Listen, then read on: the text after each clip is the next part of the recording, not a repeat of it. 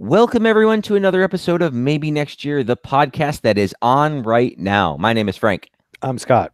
I'm Paul. Happy holidays, everyone. I hope you're enjoying your late winter solstice. The first day this will be available will be the winter solstice. So happy solstice to everyone. And we hope you're enjoying it or drinking some Noggy deliciousness. And you're celebrating a Bills victory over the hated Detroit Lions, preseason rivals, brought to the regular season. Buffalo Bills win the football game, and I apologize, but my web browser has gone slow, and I've forgotten the score, except I know that it was close. 14-13. 14-13, that's right. Bills win on a... Really, I mean, they had touchdown, won the game. On a series of failures by the Detroit Lions. Right. The Lions helped by botching an extra point snap and missing a field goal, which Matt Prater never does, but we'll take it. You're telling me. Ouch. Was that a... That I had been averaging 120 points a week in fantasy for the last 6 weeks, and I rolled out there on the first week of the playoffs this week with a 60. Due in part to a non-extra point and a missed field goal by one Matt Prater. Well, the good news is and the guy across from me starting Kenny Golladay with 148 yards. Thanks, anyway. Yeah, no, but so Buffalo does come back in the fourth quarter, down 13-7 on a Josh Allen pass to Robert Foster for 42 yards. Allen runs for the other touchdown for 3 yards, held in check by the held in rushing check this week by the Lions, who were a good rushing defensive team, just 9 carries for 16 yards and the touchdown. Allen goes 50% of his passes for 204 yards, a touchdown, took 1 sack. Some of those were throwaways. I think the consensus around the league, let's go to our biggest Josh Allen critic first. The consensus around the league was that it was a pretty good game by Josh Allen for somebody who was forced to stay in the pocket. Do you concur, or would you like to throw cold water on our... I mean, again, it's I think it's fine for where he is. I will steal Frank's line. It's fine for where he is in his development. Okay. There were some drops that could have led to some better points. There were a couple. I don't like people saying there were some close calls on. So there are a couple excuses that I don't like. The drops, to a certain extent, is a little bit one of them, but I will understand that, yes, because again, like if you took out all of the drops for all of the other quarterbacks in the league, everyone's completion percentage would be higher. So to a certain extent, there's a little bit of that's going to be always involved. Other things I don't like, there was I think it was a Mark Gauguin column where it was basically like, well, and then you get rid of the throwaways. And it's like, well, okay, some throwaways I'll buy to a certain extent, but other throwaways are him not processing the reads fast enough, and then the pocket breaks down and he has to throw it away. Those aren't quite the same thing. And then there are some where, whether you want to say is a drop that needed to happen, or, a missed throw because he was under pressure or something like that, that's okay. Those are kind of more acceptable incompletions, I guess. And then there are other ones where it's like, okay, that was an incompletion, but it actually was much closer to being an interception than it was an incompletion. And there were at least 2 of those on Sunday, which if you're kind of going to start counting up maybe we should give him a little credit, then you also have to count maybe it could have gone worse too. Right. So I think that's part of it. That said, again, you can also say, well, he won the game. And then I would also say, well, he got us a 1-point win at home against a 5-9 team with, I don't say nothing to play for, but functionally, like if they thought they were going to make the playoffs at 8-8, they had better faith than I did. So, I think he did, but again, none of that is to say that he's not where he needs to be. There are plenty of good things out there. I think everyone was correct that the touch pass to Foster, the second time was right. I don't know if you guys noticed, but that nice 40-yard touchdown that ended up, I think that was the one that won us the game, right? It was the second. Yep. Yeah. The second one. They had run the pretty much exact same play earlier. He had thrown the pass earlier, and it wasn't within 5 yards of him. And they ran it again later, and he got it right, which is good. But on some level, you kind of got to get it right the first time. Right. So it's, I don't want to be too critical. A lot of that certainly sounded like critique, but I also want to be honest about where the shortcomings are. And if he's here next year, we have a problem. But we're not. He's here now. If he's here, like at this level, is what you're saying. Not if he's like 13 of 26 for 204 and a touchdown next year against a 5-9 team at home, I'm concerned. Okay. Paul. But that said, where we are now, I'm fine. Paul, Scott clearly hates Josh Allen. Can you follow up? Right. I mean, that's just Scott. Scott is his agenda, his anti-Allen rhetoric. I will take the pro-Allen rhetoric. So yes, 50%, 204 yards. Let's also not overlook the fact that he had 2 throws downfield that resulted in 66 yards worth of pass interference penalties. So those are the types of things that don't show up in the standings. So 270 yards, and that looks like a better number. And the big thing for me this week versus last week is the no turnover thing. And now the skeptic who watched the game could come in and say, yeah, but he had 2 passes that the Lions almost could have intercepted, and then the one fumble that was recovered by the Bills. When you look at those situations, had the Lions intercepted either of those 2 passes, those would have been phenomenal diving interceptions. It's not like he threw the ball and someone put a Levi Wallace or a Ryan Lewis and just dropped it when it was right in their chest. It was a matter of Lions making great plays on the ball. And then the fumble, it's a 4th and 1. You do whatever you can to get the first down. Worst case scenario, you fumble, the other team recovers. It's the exact same result of the Lions having the ball at the 11-yard line. So I thought he did a very good job taking care of the ball. I thought in terms of still trying to make plays downfield, and Scott noted, yeah, you ideally don't want to miss Foster on that first opportunity on the deep downfield pass. But when you keep taking the chances, and Josh Allen does lead the league in taking those chances downfield, you start to see results after a while.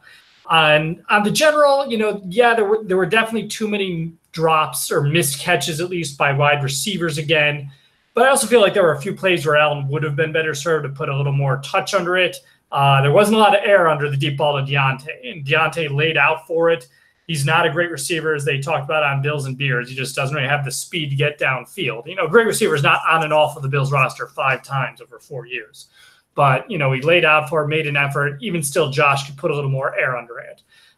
There's a play where Zay didn't, do a lot to come back to make a 3rd down catch if he'd come toward the ball. And then half of me wondered, I wonder if Bills receivers are hesitant to go back and move toward the ball because Allen is always throwing bullets and they're like, I don't want to die. So I'm going to stay back and wait for the ball to come to me. I don't want to die is a strong incentive. Right. Living is I think that Darwin's got something to say here. He'll be on the next podcast as a special guest. He did have great touch on the big pass to Kroom. So that was nice to see. That was a huge play in the game to help move the clock in the 4th quarter on what ended up being the last drive of the game, I believe. So, overall, I was pleased with his performance. The Lions double spied on him. They had 2 spies a lot of the game. That made it tough for him to run.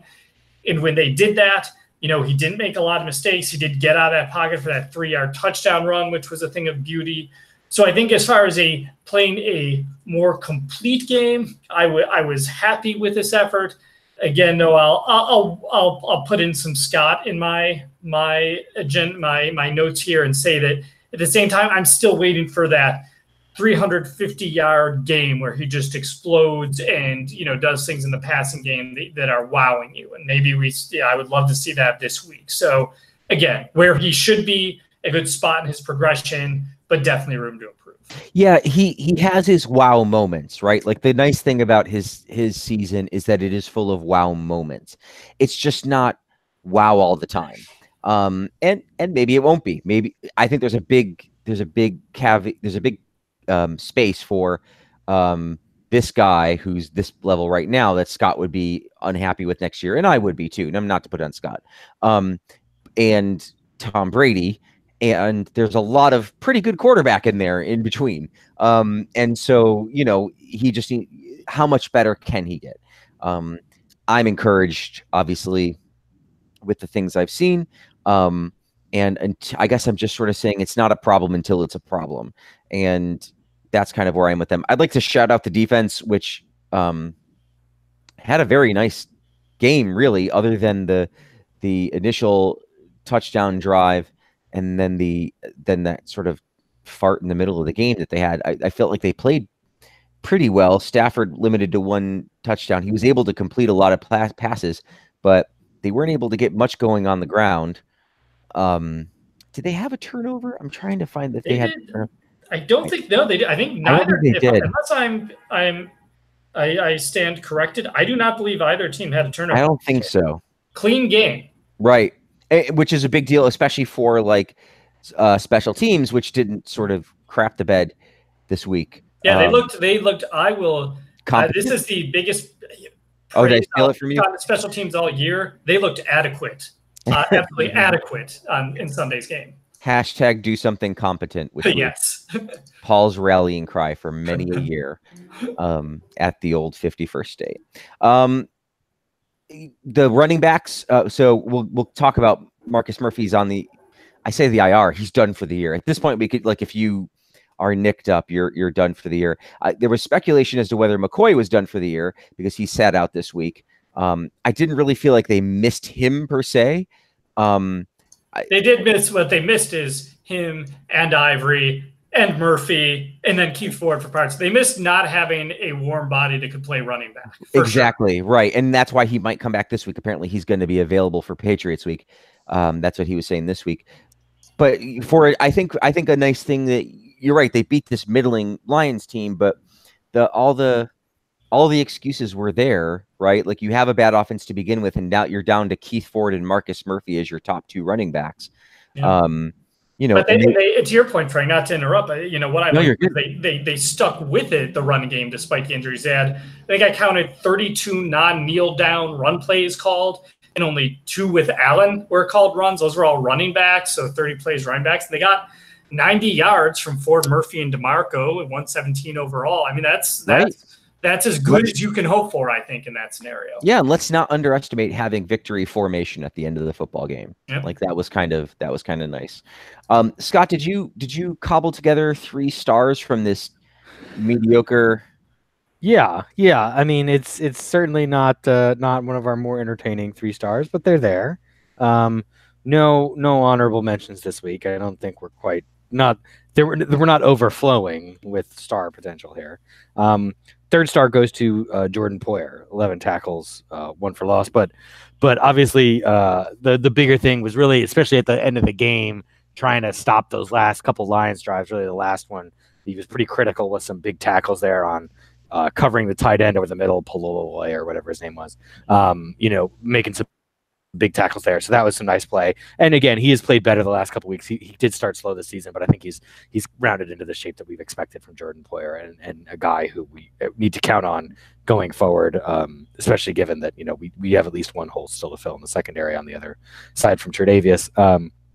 Your 2nd star is going to go to the guy who did not help my fantasy team, but Kenny Golladay for 7 catches, 146 yards. A guy who's come on really this season. I wasn't tracking really on him before the season started. I'm not sure if he was maybe, I don't know, he's floating around or exactly what his story is, but definitely had a lot of great plays on Sunday. Tre'Davious was on him on a number of those. It was not like he was running wide open. He did have one on, I think, Levi Wallace that he caught as well, but he was a guy we had a lot of trouble containing in the first half, and it wasn't really clear to me exactly why the Lions stopped throwing to him as much in the second half. They were running a lot of screens, and they were trying to run the ball, and it seemed like they're having a lot of success with Golladay in the first half. I wonder if it'd be a different game if they just kind of kept throwing it up to him, but the Bills probably made some adjustments too, and I think that's probably part of it. But still gets a second star for a workmanlike effort in a losing cause for Kenny Golladay.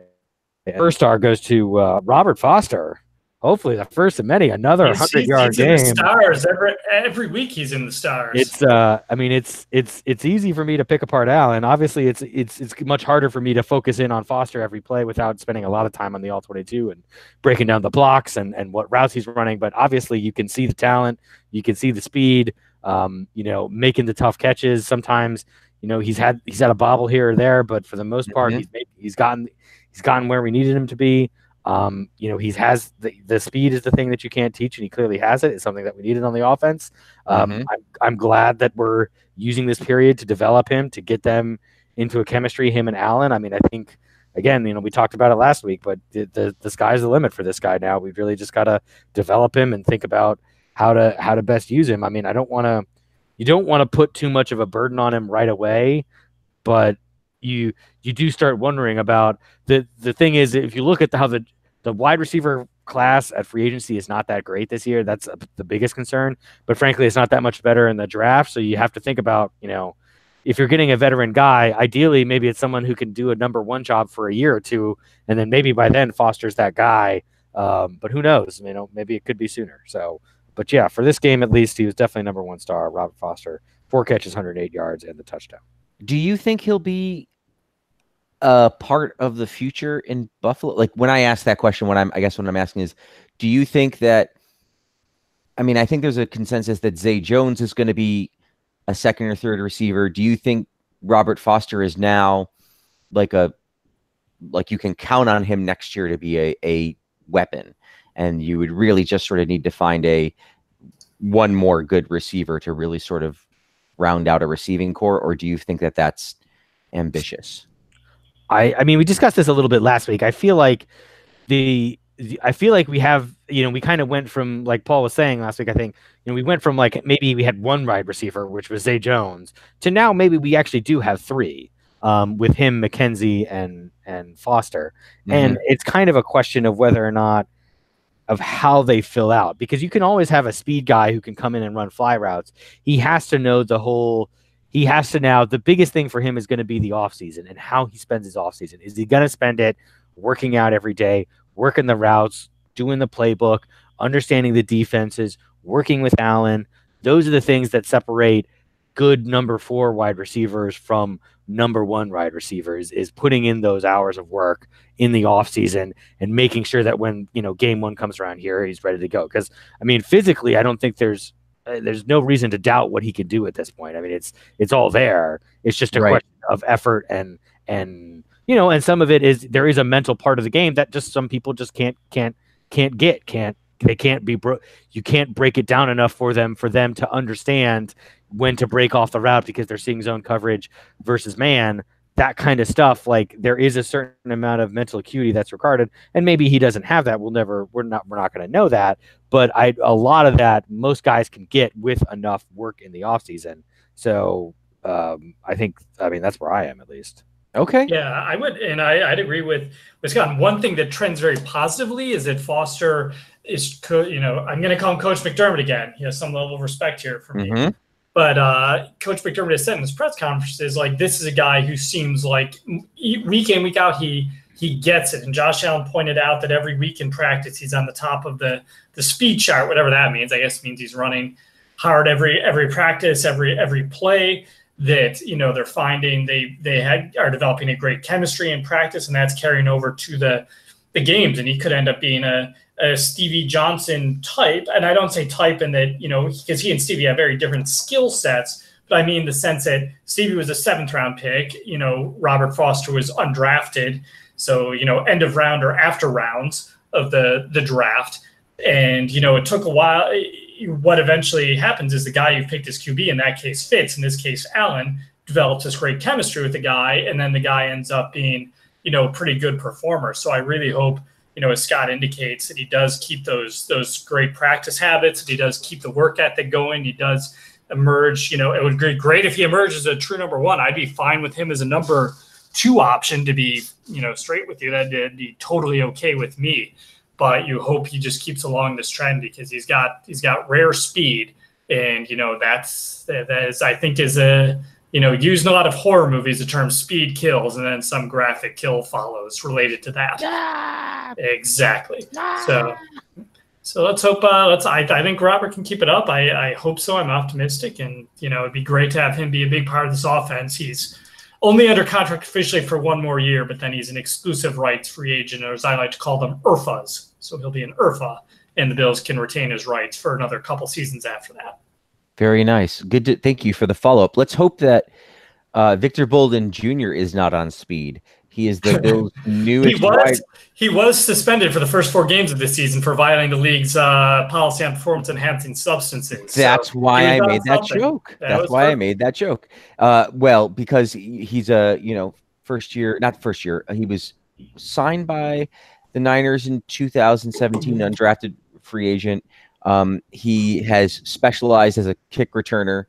Was suspended, as Paul says, at the beginning of this year and was cut on, or just the day before Halloween, and then re-signed to the practice squad. But then we claimed him off of the practice squad. So apparently, you can be suspended for drug use and still fit the process and the type of people we want in the building. I don't say that to knock Victor Bolden Jr. I say that to just sort of roll my eyes at the process quickly. I see nothing here that says that he is related to Anquan Bolden. Which is really the most important, facet of this. It was my big first question, was whether he's related to Anquan Bolden. I don't see it on the Wikipedia page, and I feel like this is the kind of thing that Wikipedia would have. Right. But any thoughts on this? I mean, he's probably here to. Yeah, I'll jump in and say I think it shows again that they really are looking for, especially Daboll's really looking for speed.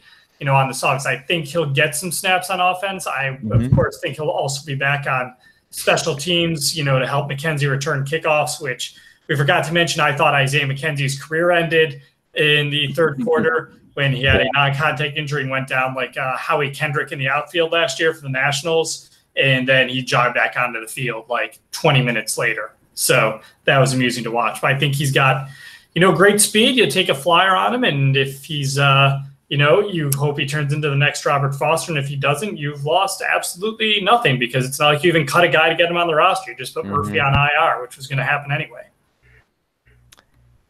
Not much to add. Okay, let's move on then. Light week on roster things to analyze, except ones that don't involve players currently on the Bills roster, which I think Frank. Yes. The headline on Buffalo Rumblings was John Gruden squashes tank talk by signing Nathan Peterman. He is now a practice squad quarterback in Oakland.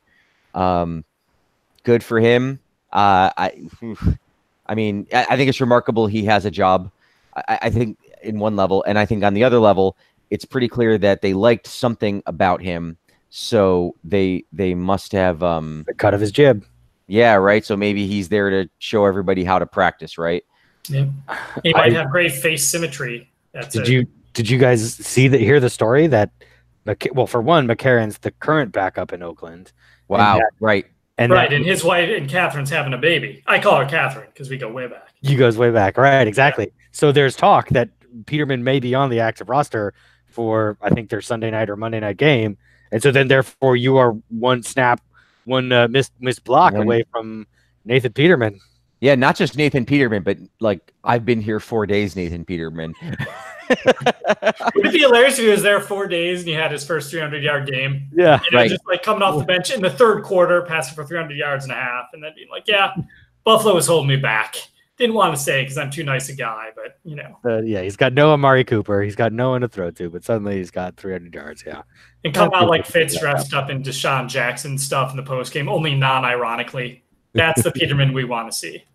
Outstanding. Well, I mean, best of luck to him, because what do I really care? Yeah, good dude. Let's hope he does okay. Yes, but it's always. I think forever, whenever he's in the league, forever, it's just going to be a little thing to remark on. When does that go away for him? Like, what is the never? What is the achievement that he unlocks that makes that then becomes the guy who we used to make fun of is now? I mean, he'd really have to be like almost Super Bowl MVP, right? Because he's not going to ever be a league MVP. That's never going to happen. He would have to he'd have to win like a playoff game, right? Yeah, and then all of a sudden. No, but that's the thing. Like, there have been plenty of jokers who've won playoff games. Tim Tebow, frankly, won a fucking playoff game. Yeah, there have been, Trent Dilfer, Brad Johnson, quarterbacks who are not guys, and I would not who were better than Nathan Peterman, sure, but who did not get off the. Blake Bortles for the most recent example. Exactly. Yeah, sure. Exactly. Like guys who did not who still carry around the reputation of a bad quarterback or a mediocre. Right, but yeah. I was thinking, how does he get away from his reputation as the worst all-time quarterback ever? Yeah, no. And I think if he wins a playoff game or something, he becomes a bad quarterback who had a nice moment. Yeah. Fair enough. But you'll never the stink of his time in Buffalo will never wash off. until he does something completely non-NFL-y. Like I mean, but that's the thing though. But like, what if he threw for 4,000 yards? Like, I mean, again, I'm not saying it's going to happen, but at that point, would you be like, actually, he's just Nathan Peterman now? Like, he's clearly was a different guy than when he started. Right. Maybe. I don't know. I don't know. I think if he throws for 4,000 yards, sure, but Okay. I think he's always going to be has any former Bill ever thrown for 4,000 yards? Maybe Fitz has gotten close to 4,000 yards when he left to go to the Jets. So that would be Darwin. No, that was a different. It's the bridge builder joke with Nathan Peterman. Okay, like when you run into him and you ask him why, what's his nickname? He says you can build as many bridges as you want for these people, and they won't ever call you bridge builder. And you can build as many churches for this town, and nobody calls me church builder. But you have sex with one goat, and that's where the joke ends because what his nickname must be. And I think that's Nathan Peterman's NFL legacy. I think the problem is pick sixer. He's always the pick sixer. Fair enough. Goat effer. I don't want to say that actually because that is way too many connotations. No, we'll title the podcast that, but we won't say it. Right. No Bills were named to the Pro Bowl. Is that a surprise? And if you had to name one person to the Pro Bowl, Scott, who would you name? How about we do a ballot? How about we do Pro Bowl? Who's on our Pro Bowl ballot? Because I'd say there's a number of good answers. Like Tre'Davious is on my ballot. Okay.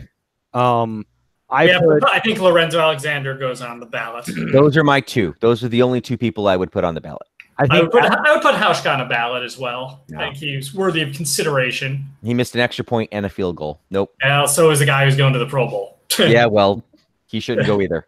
I agree because he's a Jet. I think Alexander is tough for me. Yeah, because he's only playing usually until this week. He's been a 50 to 60% snap guy versus a 90+% snap. Yeah, guy. and a lot of linebackers or pass rushers. I'm hurriedly trying to pull up the Pro Bowl lineups. I don't think I'm going to get there, but I am going to assume that there are linebackers / defensive ends who have more impact in the AFC that I could think of. Off the top of my head, I think TJ Watt from the Steelers, yeah, mm-hmm. I would agree because I'm going to say I'm okay with Low being stubbed this time because if you look at the stats where he ranks highly, the Pro Football Focus stats, it's always percentage of pressures per snap, and he's second or third, and he's just fine Khalil Mack and someone else in that, but those guys are playing a ton of snaps. He's really until this week when they used him more as a situational guy due to Milano's injury. And he's always just been okay, obvious passing situation. I'm going to come out and I'll rush the passer. And then he does well at that. But he's more of a specialist to me. And, that's I would agree. I don't think he's quite a Pro Bowl guy compared to who else made the team.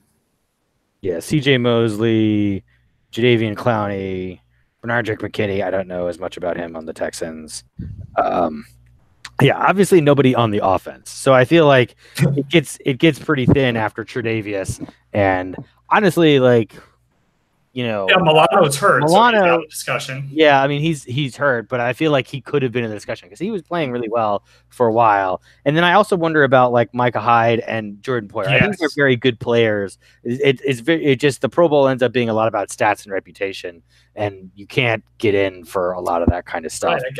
I think Hyde's playing better this year than he was last year when he made the Pro Bowl. But last year, what happened is, he gets some interceptions. People look at the stats, you're that guy's got a lot of picks. We'll put him in the Pro Bowl. But this year, we barely see Micah Hyde. When it does, it's because he's making a good tackle. He's not giving up hardly any completions. He's just been doing great back there. But you're right, Scott, all about the stats.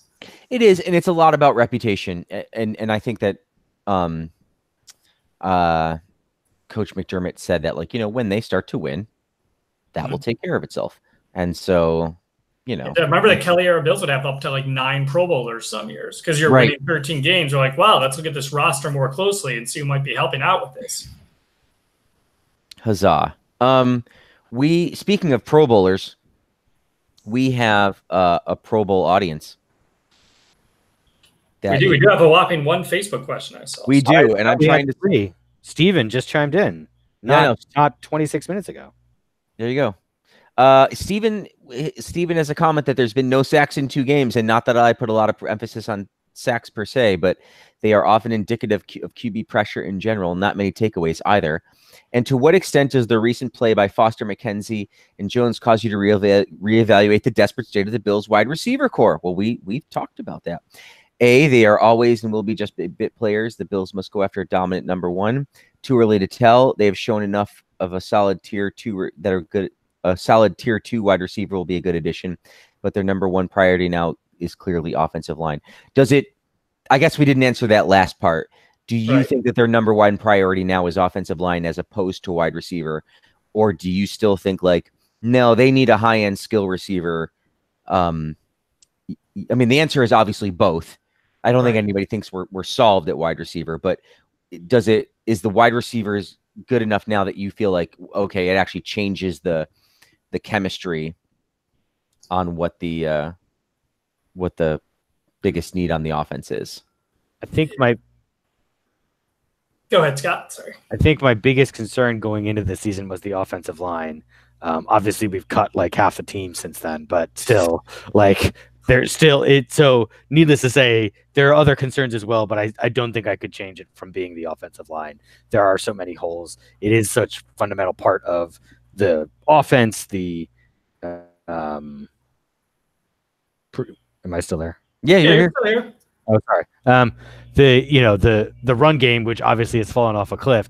I think it's just you have to have an offensive line to make everything work. So yeah, I think offensive line was my priority, even if like Kelvin Benjamin was like a decent number 1 receiver and we had got Foster and McKenzie to come along, I still think we'd be going, or actually it'd be the opposite case. If all those guys were terrible, I still probably would go offensive line first.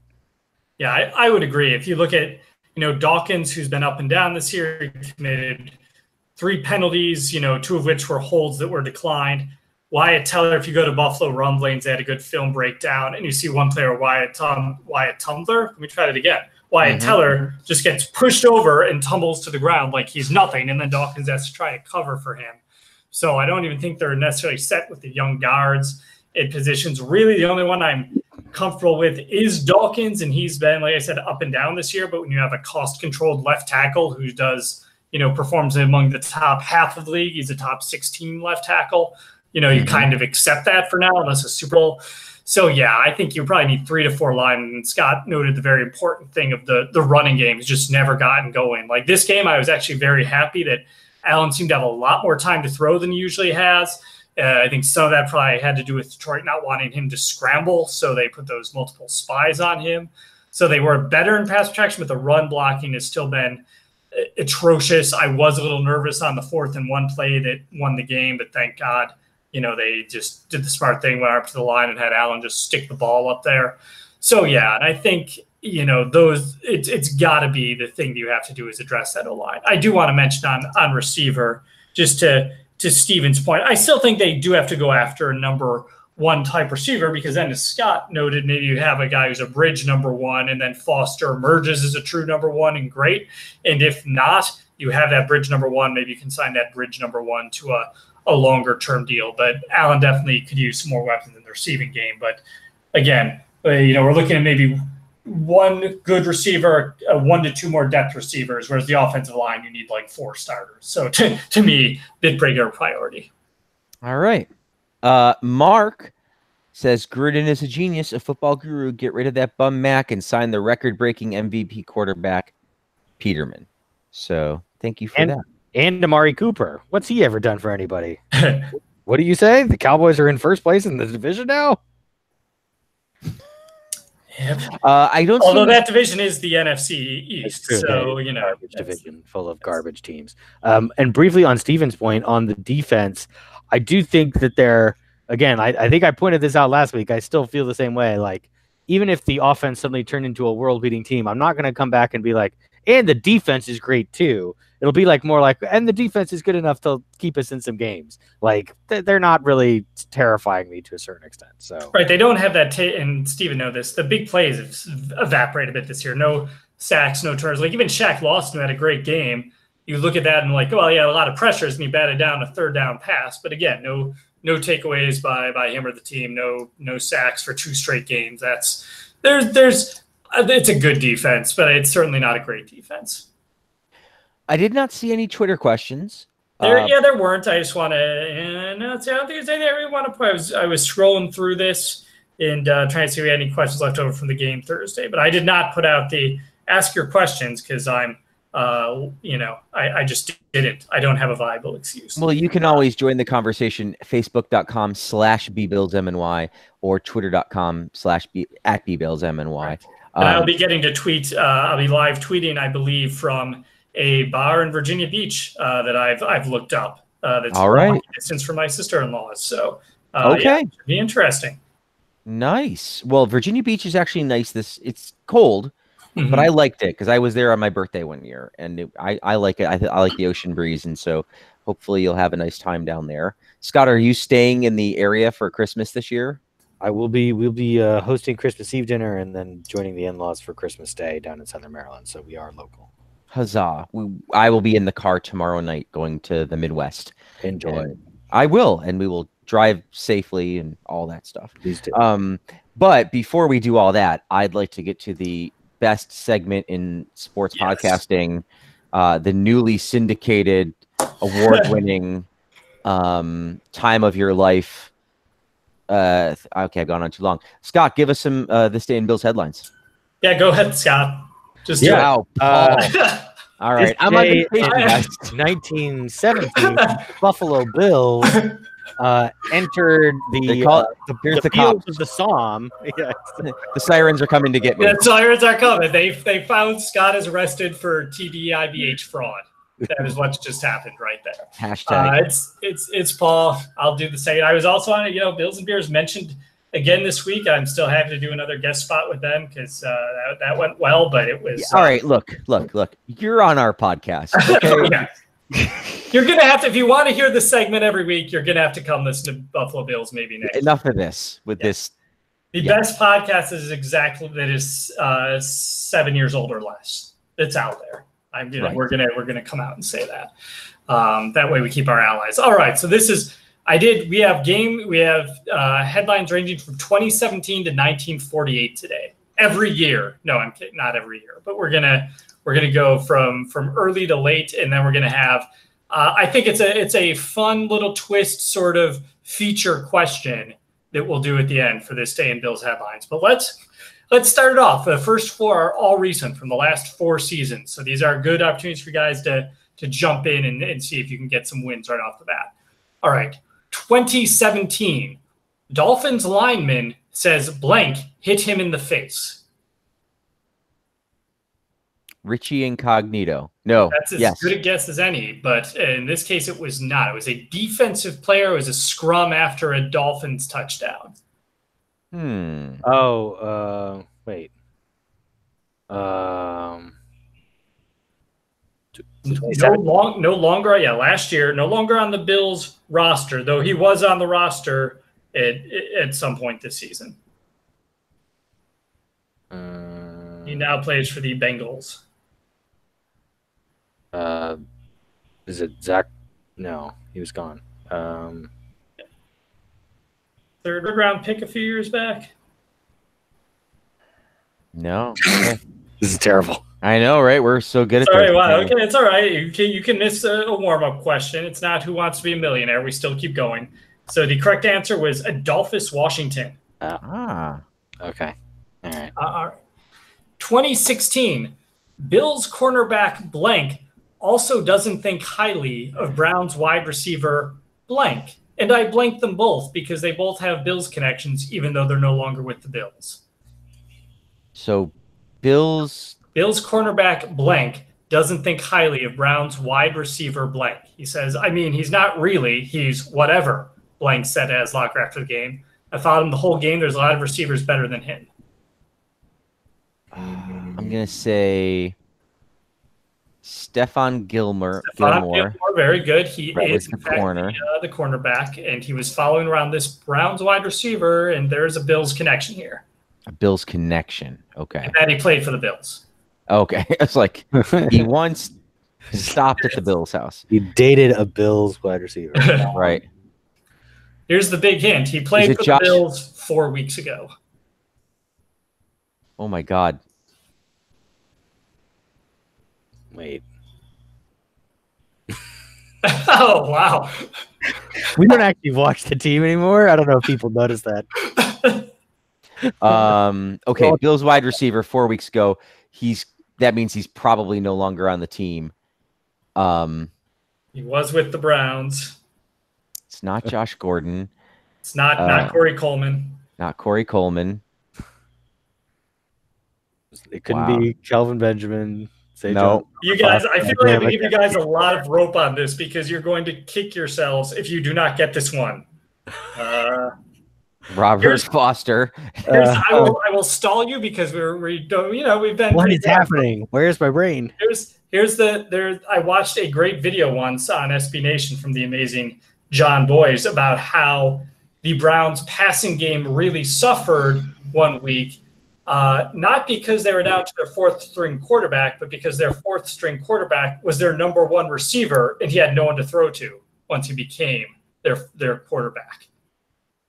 And that's this wide receiver who's also a quarterback and played for the Bills 4 weeks ago. Not Joe Webb. Oh, Come on, Scott, get it. Scott, come on. I had it. Oh my God. This is Ohio big. State drafted. Oh, Terrell Pryor. Terrell Pryor Sr. College is what Scott's triggering. Like he did in college there, he sees the uniform. Yeah. We get it. All right, that's a little more painful than I expected on that one. Man. This is not a good sign for 1999. No, it doesn't even bode well for 2015, which was what we're about to do next. Gilmore, come on. Like, I got the actual bill in that question. I feel like. Well, fair enough. All right, well, let's go. All right, this is part of the get to know a Bill segment. Getting to know tight end blank. He plays piano, is very ticklish, and aspires to be an actor. Now, I will note after this headline, he played the final 3 games of that season, but hasn't appeared in an NFL game since. So, tight end 2015. You could make a joke and say Charles Clay. Zing. This is not a first string type guy, but he was, I want to say, like a second or third round pick, maybe. I'd have to look in and I'll have to Google him. Remember, he caught a meaningless touchdown pass against the Steelers once. He played college football at Arkansas. Oh, he's around 7. Wait, no. Not Matt Jones, right? No. Nope. Was briefly on the Jets roster, though never played again. That was just as recently as last year. Yeah, I don't have this one. All right, the answer is Chris Gregg. Chris I Gregg. didn't know that about Chris Gregg. Okay. All right. 2014, blank boost special teams with big play capability. Okay, so he's a return man. He says it's going great. All the guys are welcoming. The coaches are welcoming. From my Miami days, they know what I can do. That sparks them to block even more because they know I can take it the distance at any given time. So it's been a great transition. I think he was the last Bill to return a kickoff for a touchdown, but don't quote me on that because I'm not certain. Did He did it against Green Bay, I believe. And it might have been a punt. Did he play for a team other than Miami? He played, let's see, and he played for the Bucks very briefly, the Tampa Bay Buccaneers before the Bills signed him. Then he went on to the Colts, the Raiders, and the Bills. Again, I had 2 stints with the Bills. He now plays for the Saskatchewan Roughriders. I'm trying to think of a hint. His last name is, he shares a last name with a Bills backup scrub quarterback from the Fitzpatrick era. And you're all trying to think right now, is there a Bills return man whose last name was Braum? But that is not it.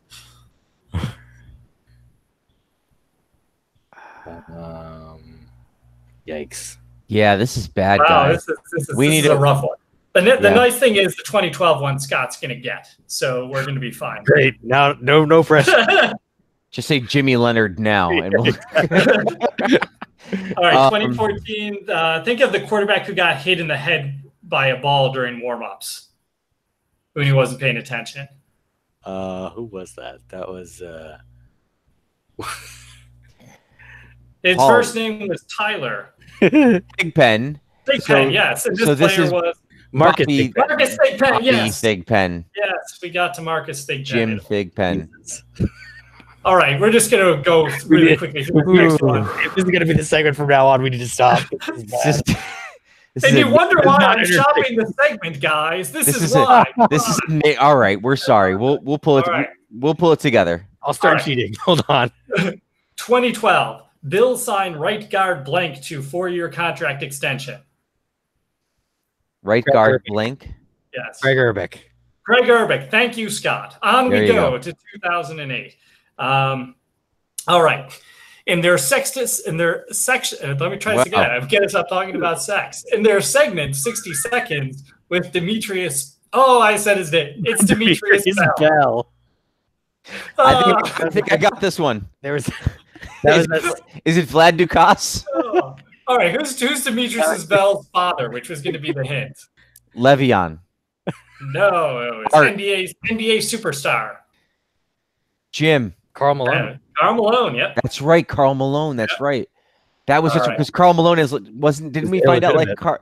Well, no, like Carl Malone has like tons of kids or something, Yeah. Yes. and we had some terrible joke about like why he's called the mailman. Yeah. All right. Yeah, this is all ringing a bell. That was good though, Paul. That was the SNL skit for those who see it like that. The Where's Wes, or it's the elaborate buildup of Where's Wes? Where could he be? And they have the whole theme song, and then they cut to him, and he's like, "I'm here in Hawaii." Oh, Great That's sketch. All right. 2004, we don't have a headline. We have a game. The Bills beat the Bengals 33-17. Mm. Now, this is kind of a mini trick question because clearly you guys need to be crossed up today. The Bills took the lead for good when this player, wearing number 85, blocked a punt and returned it for a touchdown. It's one of two he's had in his career, and he is still playing. And this was from 2004. 2004. Wearing. I will give you the trick that I threw in is that I added the detail he was wearing number 85. That is designed to throw you off, even though it is accurate. Because he typically wouldn't wear a number like 85. Right. So he blocked a punt. He ran it back for a TD in 04. It was one of his 2 career TDs. I'll give you the other hint is that his next career TD was the next season. And then in the 13 seasons he's played since, he has not scored any more touchdowns.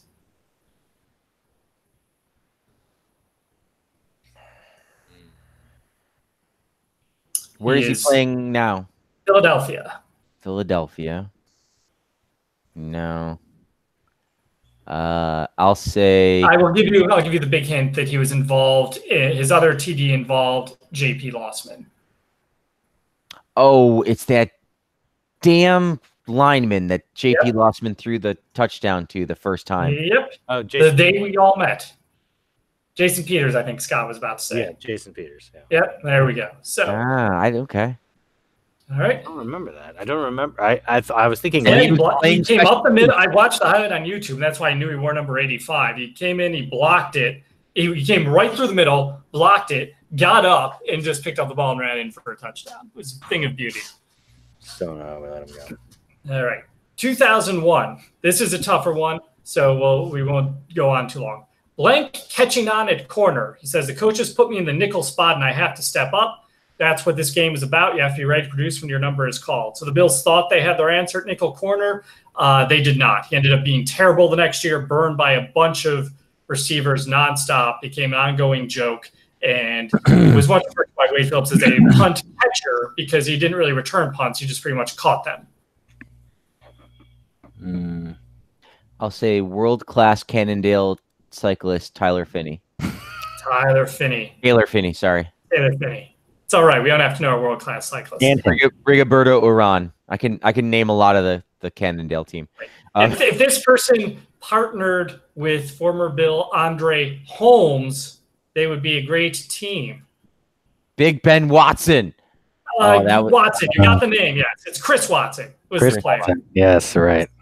Ben Watson's the only Watson that counts. All right. He was not a Bill.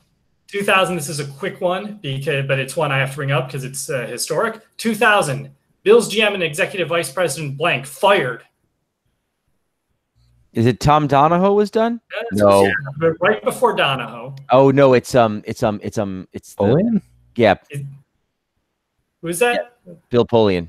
Oh no, it was after Polian, the guy who was Polian's successor, the one guy between Polian and Donahoe. He was a large man, since deceased. John Butler. John Butler, yeah. So Ralph Wilson was stunned and said he was disturbed that Butler didn't seem to want to stay with the Bills. All right, we'll do one from 1948, and then we'll do the grand finale.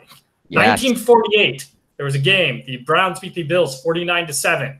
The Buffalo Bills of the All-American Football Conference had won the East with a 7-7 record, then beat the Colts in the playoffs to face 14-0 Browns, where they were destroyed 49-7 when Marion Motley ran 14 times for 133 yards.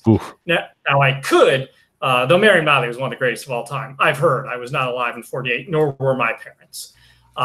Now, the Bills' only touchdown this game came on Jim Still's 10-yard pass to Al Baldwin. Now, you would have known that, so I didn't even bother to throw that out there. Trickier, the last score of the game came on a 39-yard interception return for a touchdown by the Browns cornerback blank, who would later serve twice as the Bills' head coach, including leading them to 2 AFC championships in 1964 and 65. Oh, come on. It's not Chuck Knox. It's Nope, right before the Knox era. Yeah. I don't know if he's an NFL Hall of Famer. I believe he is I'm going to Google him again, but I think he's a college football Hall of Fame. You're going to say his name, and I'm going to be really mad because I know this coach, and I just can't think of it. He was, let's see, I'm trying to say, I guess he wasn't college. Legendary player coach Lou Piniella. Oh, Scott has the first name. Legendary Moneyline and CNN and Fox News host. His son is the legendary college coach of this era. Lou Bear Bryant. Lou Saban. Lou Saban. There we go. Right. Yes. All right. It took some teeth pulling, but we got there. We've gotten to the grand finale question from 2010. Now, this is going to be fun because we're going to try a little different approach on this one. All right. So, on this day in 2010, a terrible Bills team that had won 2 games all season came into Miami and beat the Dolphins 17-14. Now, the question is, who started at right tackle for the Bills that day? You guys will not know this off the top of your heads unless you cheat. So I'm going to give you 2 choices for me to help you get to the answer.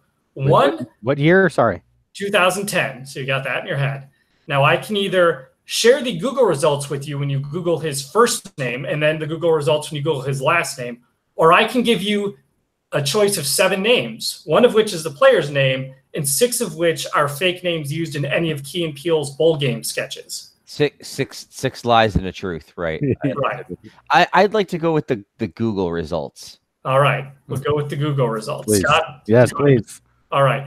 So if you Google his first name, your first 4 results will yield a plumbing service, a university in Pennsylvania, a city in Ohio, and a boutique Manhattan hotel. If you Google his last name, you'll get to the 8th page of results before you get any result not associated with this player. Like, this is not a common last name. Gotcha.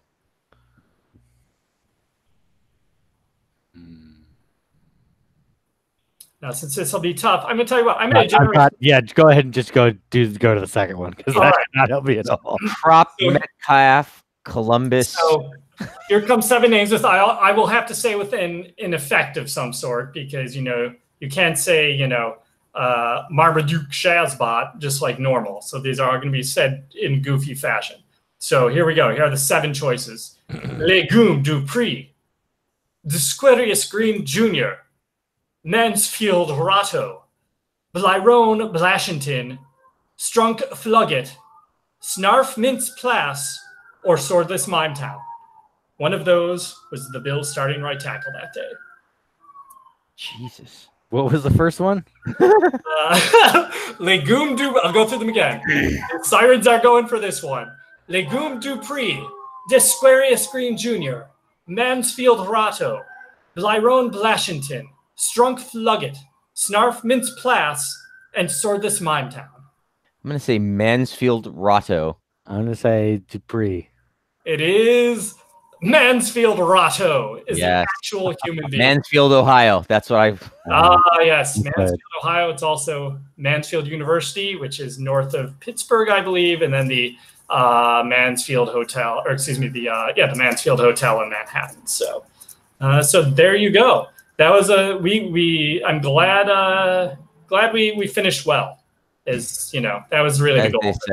So that was technically this day in Bill's headlines, even though this was yesterday in Bill's headlines, December 19th, because that was one of our pod. Well, that's why we did so terribly. Yeah, you all prepared for December 20th. Exactly. For December 19th headlines. Nonsense. Yeah. You've changed, Paul. I'm sorry. My bad. That's okay. We changed it good. Okay. Well, the Bills are going to play the Patriots. I don't know the exact spread, but the Patriots are favored. But Josh, 14, I believe, is the spread. That's a lot for a team that's they have to play. They don't even have the division clinched yet. So. No, they need one win. I think one win or one loss by the one more loss by the Dolphins does it, which is lame because the Dolphins had just beat them on that ridiculous play, and if they had won this week, we would be talking about, really sort of putting the screws to the Patriots possibly, and now you're going to need a bit of a home run. Well, if we want to make it as painful as possible, we can talk about if they'd actually won the Miami and Jets games they should have won. This game would be division title implications type of game. But right. That'd be a painful discussion. So we won't have that. Yeah, we're not going to go there. But, I would have been happy to help Miami, dethrone the Patriots, I think. I'm not sure. They had a chance of beating the Patriots at home. Yeah. Well, but they're a bad team, so who knows? But they, I don't know if you heard Bill Belichick talk about how LaShawn McCoy looks like the same old LaShawn McCoy to him, and it's really tough, talented team over there in Buffalo. And, maybe he's just trying to keep everybody focused because it's, they've lost their last two. I don't think in the Brady era they've lost 3 in a row. I think it would be remarkable if they had. But, they're down Josh Gordon, who is stepping away from the game to, I guess he broke his conduct policy for it's a good reason being reinstated. But he's also sort of said he's going to check himself into to get some help. So that's good for him. Also good for the Bills. He's not on the field. Rob Gronkowski was on the limited or the did not. Yeah, I think limited, where he was either limited or DNP today. I didn't see the full right, which is a little weird because he's old and he fell down in Miami, and so and Brady is coming off I'd say his worst game in a long time is a fair way to think about it. And he threw an inexplicable pick, and so is this the end, Scott? Can they beat the Patriots in a meaningful game on the road in December?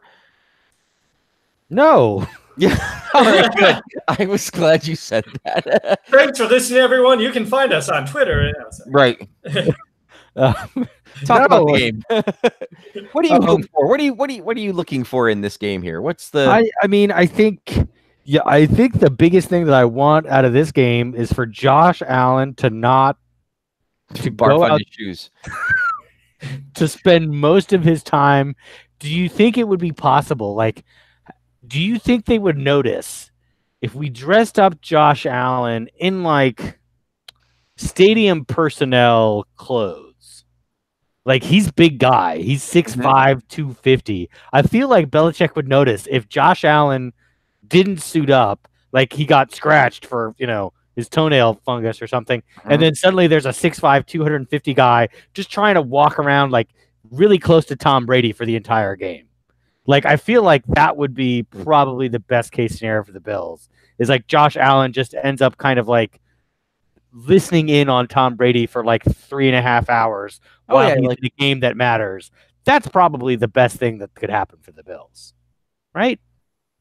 He could learn a lot that way, right? That's what we've been talking all year about, how he needs someone to learn from, and who better than Derek Anderson admittedly a nice guy, not Tom Brady. Like, Right. I think Derek Anderson would say that. exactly. Like that's actually a direct quote from Derek Anderson. Hey, I'm not Tom Derek Brady. Anderson, nice guy, not Tom Brady. That's all he said since he's been in concussion protocol. He actually spoke today. I was so pleased. Oh, he did? That's good. He was able to put English words together and form logical sentences. So that was a great sign. Is he still in concussion protocol? He's out of concussion protocol. That's good to hear. I felt bad about my joke, but I'm glad he's not in concussion protocol anymore. That's been Derek Anderson's coaching tip for Josh Allen when they were breaking down the film. It's been, okay, so here you do. You loop around the end zone, and then you get over to the Patriots sideline, and then Brady usually hangs out, gets out the telestrator, hangs out on this bench. So you're going to want to be behind him so you can hear what the quarterback's saying. You're going to have to get close because he wears that big fucking hood. Yeah. Exactly. It's going to be really tough. You have to see him doodling on the screen there too. No, Derek Anderson's career advice is, look, just like throw some touchdowns, throw some interceptions, have that last for about 13 or 14 years, and then, just get on a team and be a mentor and get in the concussion, like fall down one day and get in the concussion protocol and just get paid to stick around. Have a bunch of kids and just live your life, man. It's the best. I want to see how Foster looks. Again, I want to see, can the defense stitch together? I mean, that's kind of the other half of it is can the defense stitch together a performance against Brady where we can hold him to, again, kind of a meaningfully low number like 28 or, less than 30, where you could kind of see us getting to that point total. Because, next year at this time, no matter what we do to the offense, I don't think we're going to go in and put up 35 or 40 on the Patriots. So we're going to need to slow them down at least a little bit. So that's the biggest thing, is just what is the chess match between McDermott and McDaniels on offense and defense, and then everything else on the other side of the ball is strictly kind of, it's just another training camp for another week of training camp for Allen and the offense. Yeah, I mean, I don't have much to add to Scott's analysis there. I want to just the overall. I want to see the team play well enough, make this one of the close games against the Patriots versus one of the blowouts. Of course, I'll be the optimist and pick the Bills, will lose in a close game. And I will say the defense does fairly well and they lose 19 to 13. I'll say Pats 35, Bills 17. So also optimistic.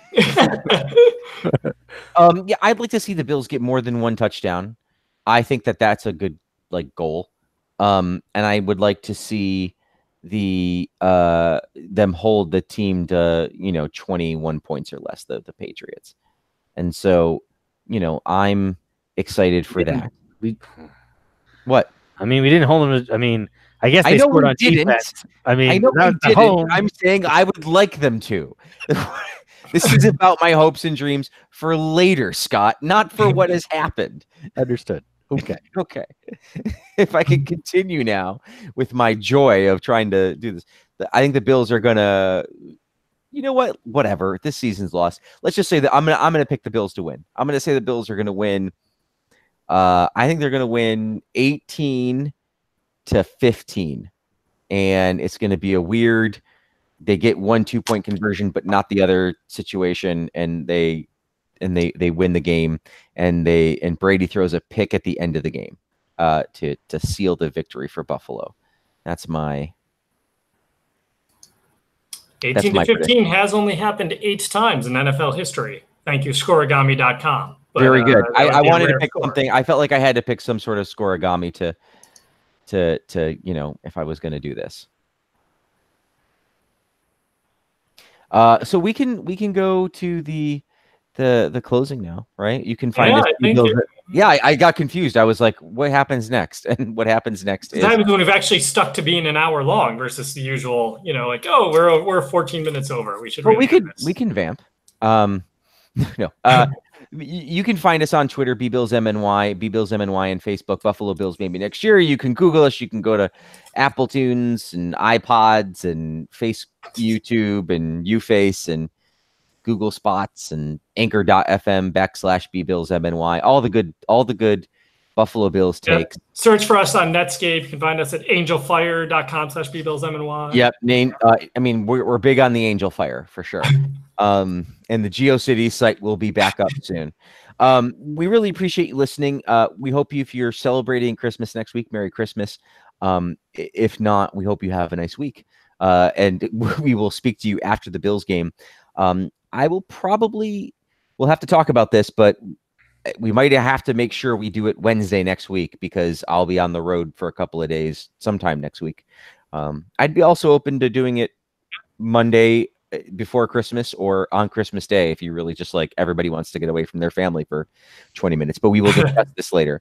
But so next week's pod will be out when it gets out, and then we'll have one more game to review before we're in the off season. So get your draft boards ready, boys. Thank you so much for listening, everyone. Until then, my name is Frank. I'm Scott. I'm Paul. Good night, everyone.